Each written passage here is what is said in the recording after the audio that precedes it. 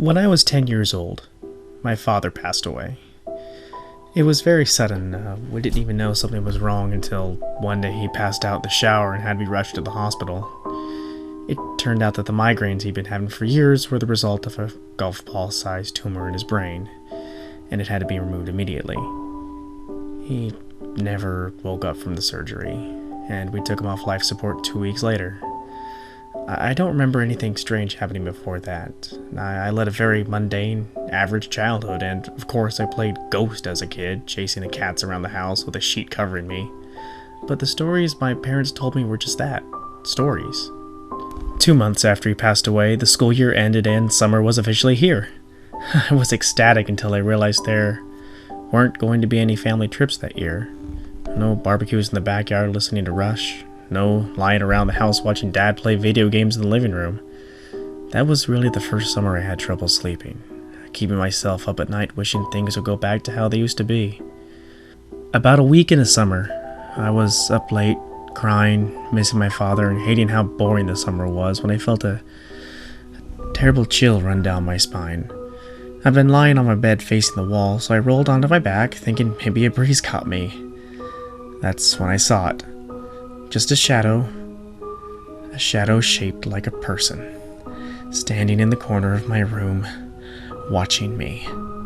I was paralyzed with fear. I couldn't move, I couldn't breathe, I couldn't think.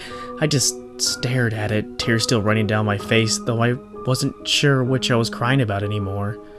I wanted to yell for my mom, but I was frozen. I just couldn't. What I could do, however, was be a small, terrified child and pull the covers over my head. That always made the bad things go away. But that chill was still there, that eerie feeling of being watched. I stayed like that, silently crying under the covers until the sun came up and I heard my mom rising for the day across the hall. That gave me the courage to peek out from under the covers and notice that whatever it was had gone.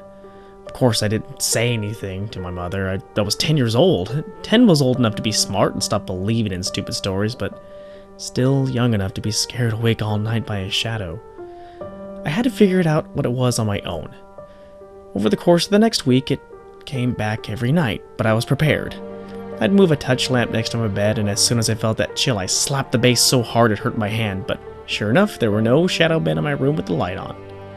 I examined our backyard thoroughly, trying to see if any trees were causing the weird shadow. I tried rearranging the furniture in my room, too. I put a dresser in the corner where he stood, but that night I just found him standing to the side of it, still staring at me.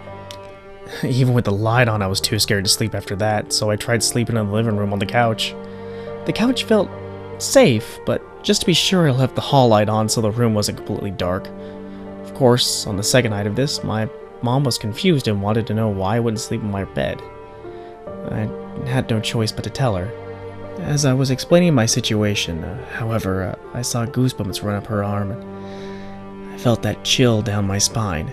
She clapped her hand over my mouth to silence me, and we both just sat there in silence for a moment. She whispered that she'd been seeing it too. That night we got into her car and drove to my grandparents' house. I've lived there ever since, Shadow Man free. I like to believe that my father protected us from them while we were in our old house. To this day, I really don't know anything about what I saw. I just know I did, and I'd like to never see it again.